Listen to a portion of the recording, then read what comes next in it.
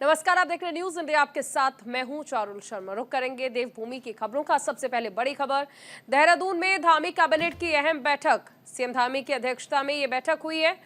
रेखा आर्या, सतपाल महाराज इस बैठक में मौजूद रहे। सौरभ बहुगुणा, प्रेमचंद्र अग्रवाल, धन सिंह रावत भी इस बैठक में मौजूद रहे और कई अहम प्रस्तावों पर इसमें मुहर लगी है।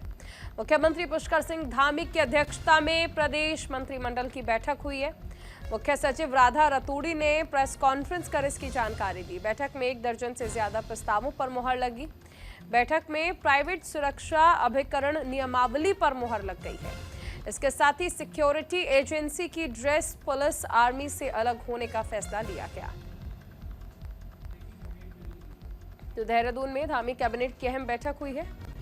कई सारे अहम फैसले इस बैठक में लिए गए। सौरभ बहुगुणा, धन सिंह रावत इस बैठक में मौजूद रहे। सतपाल महाराज और रेखा आर्या भी बैठक में शिरकत करने पहुंचे। बैठक में बजट सत्र को लेकर फैसला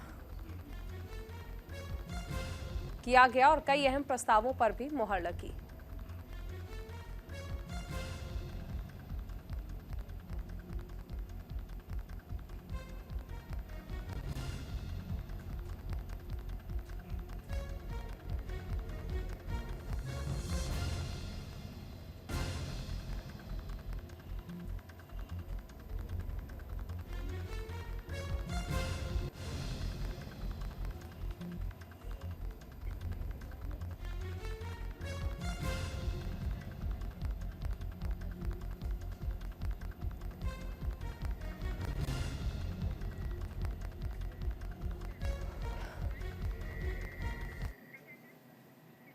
उधर देहरादून जॉली ग्रांट एयरपोर्ट के नवनिर्मित टर्मिनल भवन फेज 2 का उद्घाटन किया गया। सीएम पुष्कर सिंह धामी और केंद्रीय नागर विमानन मंत्री ज्योतिरादित्य सिंधिया ने टर्मिनल भवन फेज 2 का वर्चुअली उद्घाटन किया। नई टर्मिनल बिल्डिंग को आधुनिक तकनीक से लैस किया गया है। टर्मिनल की नई बिल्डिंग में उत्तराखंड की कला और संस्कृति की झलक दिखाई गई।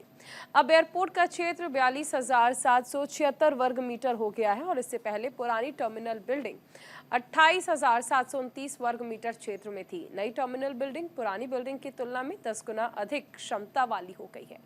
कार्यक्रम में हरिद्वार लोकसभा क्षेत्र से सांसद डॉक्टर रमेश पोखरियाल निशंक, एयरपोर्ट निदेश प्रभाकर मिश्रा समेत कई लोग मौजूद थे। तो आज जो ये टर्मिनल 2 का आज उद्घाटन हुआ है, इसके उद्घाटन होने से, इसके प्रारंभ होने से बहुत सारी जो हमारी सेवाएं हैं वो बहुत गुना, कम से कम 10 गुना इस सेवाओं में वृद्धि होने वाली है। लोगों की कैपेसिटी 10 गुना बढ़ गई है पहले की तुलना में। और यहाँ से जाने वाले लोगों के लिए, पूरे देश दुनिया के आने वाले लोगों के लिए ये बहुत बड़ा काम होगा। और पिछले माननीय प्रधानमंत्री मोदी जी के बनने के बाद तेजी से हमारे राज्य के अंदर सभी सेवाएं बढ़ी हैं। सड़कों के क्षेत्र में, रेल सेवा के क्षेत्र में, स्वास्थ्य सेवाओं के क्षेत्र में, और उसी के साथ साथ हवाई क्षेत्र में भी, क्योंकि ये बहुत छोटा सा हवाई अड्डा होता था और बहुत कम कैपेसिटी होती थी। आज उससे कम से कम 10 गुना ज़्यादा कैपेसिटी बढ़ गई है।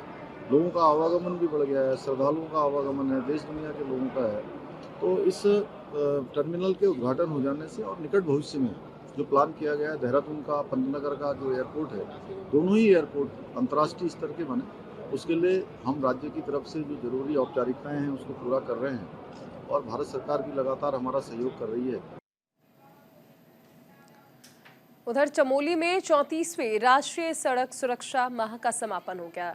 समापन के दिन चमोली यातायात पुलिस ने प्रतियोगिता का आयोजन किया।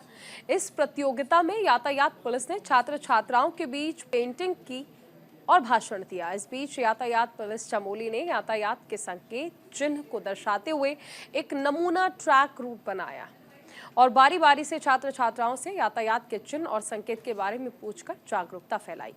इसके अलावा पुलिस अधीक्षक चमोली ने विजेताओं को पुरस्कार देकर सम्मानित किया। हम औपचारिक तौर पर जो हमारा सड़क सुरक्षा माह चल रहा है उसके समापन की घोषणा करते हैं और आगे भी हम समय समय पर इस टाइप की गोष्ठियाँ आयोजित करते रहेंगे और लोगों को एमवी एक्ट और इससे संबंधित जो ट्रैफिक नियम है उनके बारे में अवेयर करते रहेंगे।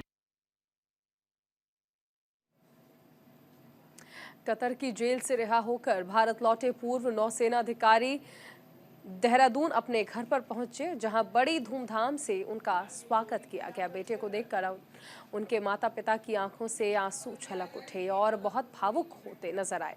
गाड़ी से उतरते ही माता पिता ने कैप्टन सौरभ को गले लगा लिया। कैप्टन सौरभ के घर पर इस दौरान बड़ी संख्या में उनके शुभचिंतक पहुंचे थे, जिन्होंने उन्हें तिरंगा पटका और गले में फूल माला पहनाकर उनका स्वागत किया। इस दौरान आसपास के लोगों ने भारत माता की जय के नारे भी लगाए।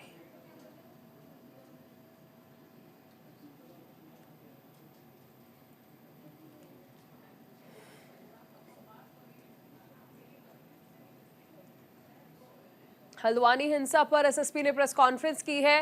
हिंसा के 6 और आरोपी गिरफ्तार किए गए हैं। अब तक कुल 36 आरोपी गिरफ्तार हो गए हैं। मालिक के बगीचे में पुलिस चौकी का संचालन शुरू किया गया है। एक एसआई और 4 कांस्टेबल चौकी में तैनात कर दिए गए हैं। सर्च अभियान में 41 हथियार बरामद हुए हैं। आरोपियों की प्रॉपर्टीज को चिन्हित किया जा रहा है। नैनीताल जिले में फिलहाल हालात सामान्य है। हल्द्वानी हिंसा में एसएसपी की ओर से प्रेस कॉन्फ्रेंस की गई और उन्होंने बताया कि 6 और आरोपियों को गिरफ्तार किया गया है। अब तक 36 आरोपी गिरफ्तार हो चुके हैं और आरोपियों की प्रॉपर्टीज को चिन्हित किया जा रहा है। आदेश जिलाधिकारी के द्वारा दिया गया है, जिसमें उस क्षेत्र के जो उपद्रवी लोग हैं उनको चिन्हित करके कुछ लोगों के जो लाइसेंसी हथियार हैं वो कैंसिल किए गए हैं। तो इसी में हमारी टीमों ने दबिश देते हुए और उनके घरों से सर्च करते हुए 41 जो लाइसेंसी वेपन है वो कब्जे में लिए हैं। चूँकि उस दिन पुलिस पार्टी पर फायरिंग की घटनाएं हुई है, तो अब हम ये एनालिसिस कर रहे हैं कि वो जो फायरिंग है वो किस वेपन से हुई है। तो इन वेपन्स का हम बैलिस्टिक जो एग्जामिनेशन करवाने जा रहे हैं कि क्या ये वेपन हाल ही में फायरिंग में यूज हुए हैं, और अगर इनकी फायरिंग हुई है तो उस व्यक्ति ने वो फायरिंग कब और किस हाल में की थी। तो इन सब चीज़ों को देखते हुए हमने 41 वेपन जो है वो सीजर बनाए हैं। देहरादून के मसूरी में नेशनल ग्रीन ट्रिब्यूनल के निर्देशों के बाद उत्तराखंड पॉल्यूशन कंट्रोल बोर्ड ने मसूरी के कुछ होटल्स के खिलाफ कार्रवाई की। बोर्ड के अधिकारियों ने मसूरी में बिना उत्तराखंड पॉल्यूशन बोर्ड की अनुमति से संचालित हो रहे 9 होटल्स के बिजली और पानी के कनेक्शंस कट किए। साथ ही होटल के संचालन पर रोक लगा दी। इससे मसूरी के होटल संचालकों में हड़कंप मच गया। बता दें कि 282 होटल्स में से 9 होटल बिना पॉल्यूशन बोर्ड की अनुमति से चलाए जा रहे थे और इसे लेकर उत्तराखंड पॉल्यूशन बोर्ड ने नोटिस देकर अनुमति लेने के निर्देश दिए थे। कई बार नोटिस देने के बाद भी मसूरी के 9 होटल संचालकों ने ये नोटिस का जवाब नहीं दिया, ना ही उत्तराखंड पॉल्यूशन बोर्ड से अनुमति ली गई।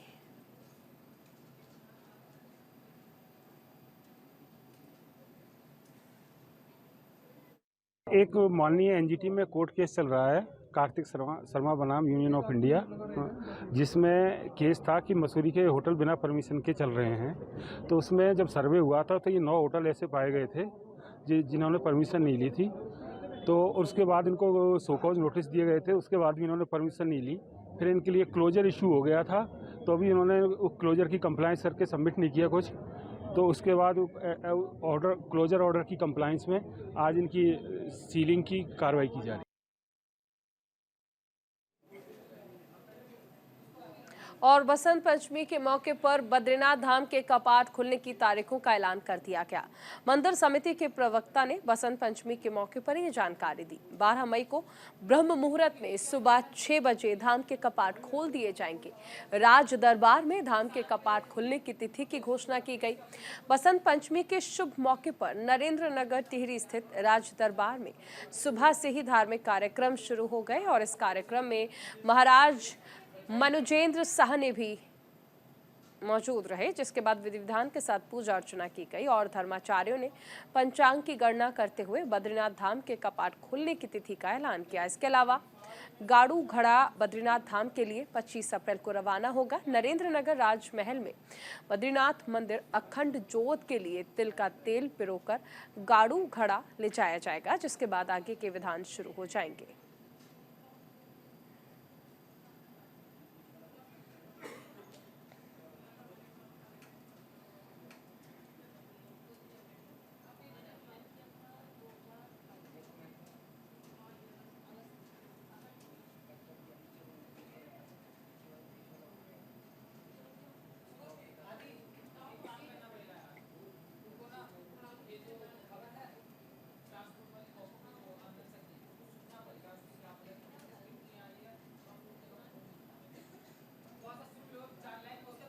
बसंत पंचमी के मौके पर लोग पवित्र नदियों में स्नान कर पुण्य अर्जित करते हैं।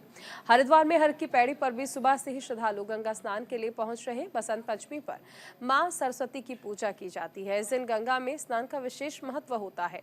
इस शुभ अवसर पर बागेश्वर के सूरजकुंड में लोग अपने बच्चों के जनेऊ संस्कार करने के लिए बड़ी तादाद में पहुंचे। बसंत पंचमी पर पीली वस्तुएं दान की जाती हैं और इस दिन से बसंत ऋतु का आगमन होता है, जो सभी ऋतुओं का राजा है। बसंत पंचमी के 40 दिन बाद होली का पर्व मनाया जाता है और इसीलिए बसंत पंचमी से होली के त्योहार की शुरुआत मानी जाती है।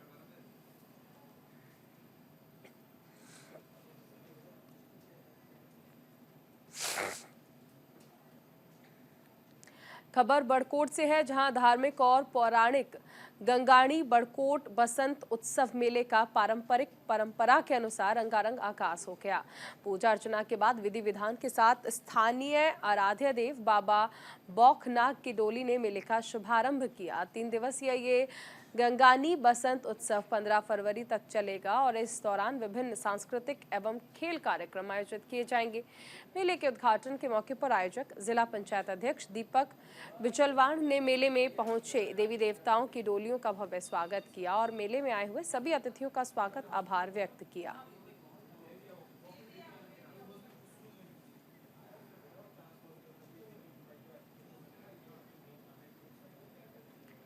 उत्तराखंड के सरकारी मेडिकल कॉलेज में पहली बार 85 स्थायी टेक्नीशियन, फिजियोथेरेपी और अन्य स्टाफ की नियुक्ति की गई।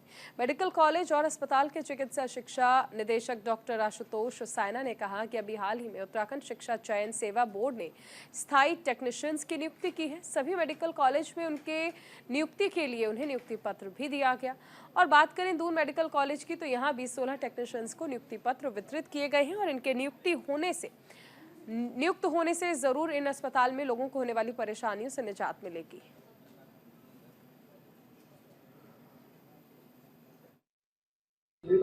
ये जो टेक्नीशियंस हैं, ये नियमित नियुक्ति के टेक्नीशियंस हैं। अभी उत्तराखंड चिकित्सा सेवा चयन बोर्ड से कई टेक्नीशियंस की जो चयन हुआ था और सभी मेडिकल कॉलेजों में कुछ जो है टेक्नीशियंस ने जो है ज्वाइन करने के लिए उन्हें अपॉइंटमेंट लेटर दिया गया है। और दून मेडिकल कॉलेज में भी जो है 16 टेक्नीशियंस को जो है अभी दिया गया है और इसमें एक्सरे टेक्नीशियन है, ओटी टेक्नीशियन है, ईसीजी टेक्नीशियन है, फिजियोथेरेपिस्ट हैं। तो इस प्रकार से नियमित नियुक्ति से जो है अवश्य ही दून चिकित्सालय के कार्यप्रणाली पर और उपचार में मरीजों को और इसका लाभ मिलेगा। किसान नेता जगतार सिंह बाजवा ने केंद्र सरकार पर वादा खिलाफी का आरोप लगाया। उन्होंने कहा कि किसान दिल्ली कूच कर रहे हैं। किसानों को रोकने के लिए केंद्र सरकार और पुलिस जो हथकंडे अपना रही है, उससे जाहिर होता है कि सरकार पूरी तरह से तानाशाही पर उतर आई है। अल्मोड़ा पहुंचे संयुक्त किसान मोर्चा उत्तराखंड के जगतार सिंह बाजवा ने केंद्र सरकार पर हमला बोला। आगे उन्होंने शंभू बॉर्डर पर किसानों पर आंसू गैस के गोले दागे जाने की भी निंदा की। दरअसल ये तानाशाही की पराकाष्ठा है। जिस तरीके से आज शंभू बॉर्डर पर, जो हरियाणा और पंजाब का बॉर्डर है, दिल्ली में आ रहे किसानों को रोका गया है और उन पर आंसू गैस के गोले चलाए जा रहे हैं। ऐसा महसूस हो रहा है कि जैसे भारत की सरकार जो है भारत के अन्नदाताओं से युद्ध लड़ रही हो, जबकि वो अपनी वाजिब मांग के लिए पिछले लंबे समय से संघर्ष कर रहे हैं। जब किसान आंदोलन हुआ था उस समय सरकार ने वादा किया था, तो अब वो यही तो कह रहे हैं कि सरकार अपना वादा पूरा करे और उनको दिल्ली नहीं आने दिया जा रहा है। ये बहुत ही निंदनीय है, ये तानाशाही है और भारत की सरकार इस समय अंग्रेजों का शासन याद दिला रही है भारत की आवाम को। खबर लक्सर से है, जहां विजिलेंस कोर्ट ने लक्सर तहसील के लेखपाल संदीप कुमार के खिलाफ मुकदमा दर्ज करने का आदेश जारी किया। यह आदेश किसान से रिश्वत वसूले जाने के मामले में दिए गए हैं। लक्सर के लाल चंदवाला गांव के किसान देवेंद्र के अधिवक्ता एडवोकेट भूप सिंह ने मामले की जानकारी देते हुए बताया कि विगत 2021 में लाल चंदवाला ने किसान देवेंद्र से हिस्सा प्रमाण पत्र बनवाने के एवज में हल्का लेखपाल संदीप कुमार से 500 रुपए की रिश्वत वसूली थी। रिश्वत वसूलने का वीडियो भी वायरल हुआ था। वीडियो के आधार पर विजिलेंस न्यायालय ने संदीप कुमार के खिलाफ मुकदमा दर्ज के आदेश जारी किया। एडवोकेट ने बताया कि जल्द इस मामले में आरोपी हल्का लेखपाल की गिरफ्तारी हो सकती है।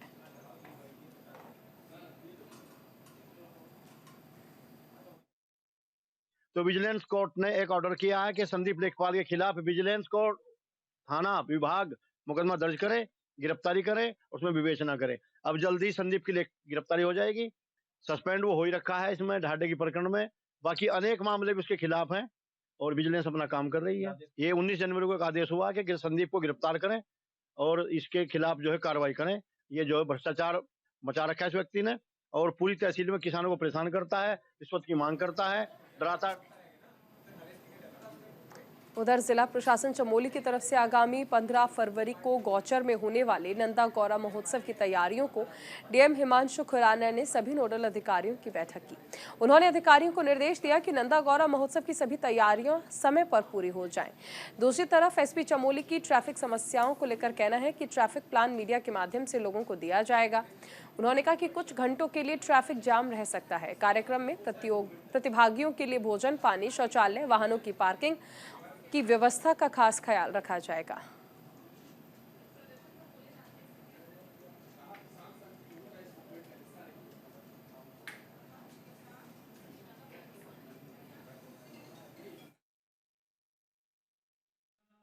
फरवरी को गौचर मेला मैदान में जिला प्रशासन द्वारा आयोजित जो नंदा गौरा महोत्सव आयोजित किया जा रहा है जिसमें माननीय मुख्यमंत्री जी द्वारा भी प्रतिभाग किया जाना है, उसका उद्घाटन किया जाना है, तो उसकी तैयारियां पूरी कर ली गई हैं।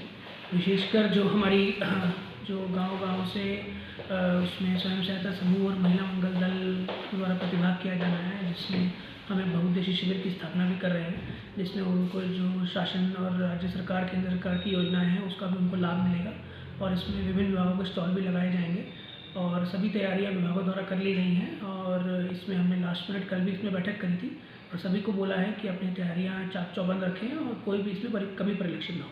देखिए, खबर अक्सर से है, जहां बीएसपी विधायक मोहम्मद शहजाद ने विधानसभा सत्र के दौरान कश्यप समाज पर टिप्पणी की। इसे लेकर कश्यप समाज ने नाराजगी जाहिर की है। कश्यप निषाद संगठन के प्रदेश अध्यक्ष ऋषिपाल कश्यप और राष्ट्रीय महासचिव राजवीर कश्यप ने लक्सर में प्रेस कॉन्फ्रेंस कर विधायक मोहम्मद शहजाद की टिप्पणी पर कड़ी निंदा की। दोनों नेताओं ने कहा कि विधायक जैसे गरिमा और सम्मानित पद पर होने के बावजूद मोहम्मद शहजाद द्वारा कश्यप बिरादरी के बारे में अपमानजनक टिप्पणी करना शर्मनाक है।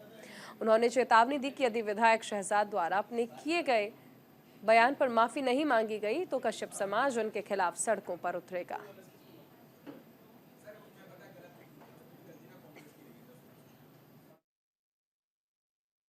कि अगर शहजाद जी इसमें माफी नहीं मांगते समाज से, जो टिप्पणी उन्होंने सदन में वहां से उठाई और एक ही समाज को लेकर एक टिप्पणी करी उसने, कश्यप समाज को, उसमें अन्य समाज भी कह सकते थे जो उन्होंने करा, उसके लिए हम घोर निंदा करते हैं।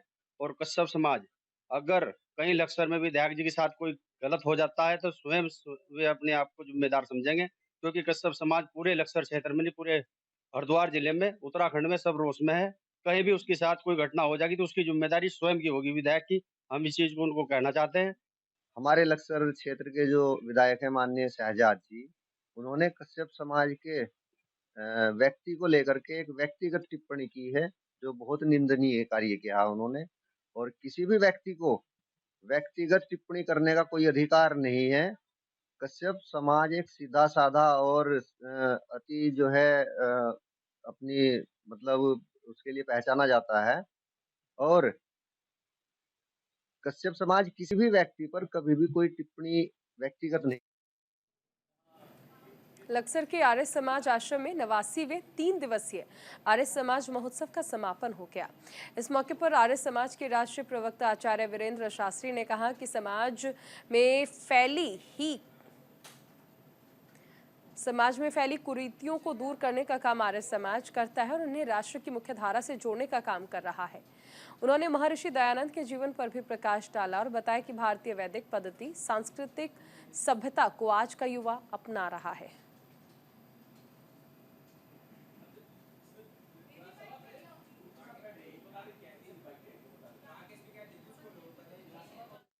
स्थिति में है वो सारा वेद के आधार पर है। आर्य समाज जो संस्था है वो सच्चाई की ओर अग्रसर है, सच्चाई से अवगत कराती है, सत्य की पक्षधर है। देश की, राष्ट्र की जो अखंडता है या राष्ट्र की जो स्वतंत्रता है उसमें भी बहुत बड़ा योगदान आर्य समाज का रहा है। इसलिए जनता जान चुकी है कि हमें एक अच्छाई रास्ते को पकड़ना है, उत्तम रास्ते को पकड़ना है, चलना है, और ये सीधा सा सरल सा रास्ता आर्य समाज का है।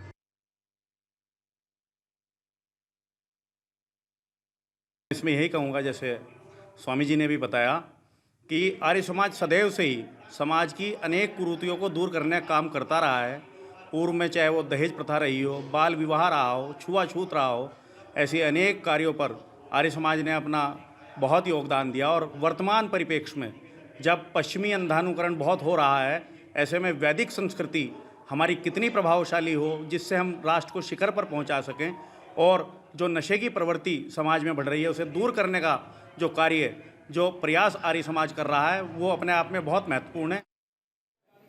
उधर बागेश्वर में बस का ब्रेक फेल होने से हादसा हो गया, जहां बेकाबू बस ने 3 वाहनों को रौंद दिया और एक दुकान में घुस गई। हादसे में एक पिकअप चालक घायल हो गया, दुकानदार को भी भारी नुकसान हुआ है। मामले की सूचना मिलते ही पुलिस घटनास्थल पर पहुंच गई और मौके का संज्ञान लिया। खबर मंगलौर से है, जहां गाड़ी का टायर फटने से दिल्ली हरिद्वार हाईवे पर भीषण हादसा हो गया। हादसे में बाइक सवार 2 लोगों की मौत हो गई। दोनों मृतक व्यक्ति भीम आर्मी के पदाधिकारी थे। सूचना के बाद भीम आर्मी के समर्थक बड़ी संख्या में मौके पर पहुंच गए। जानकारी के मुताबिक गाड़ी दिल्ली से हरिद्वार की ओर जा रही थी।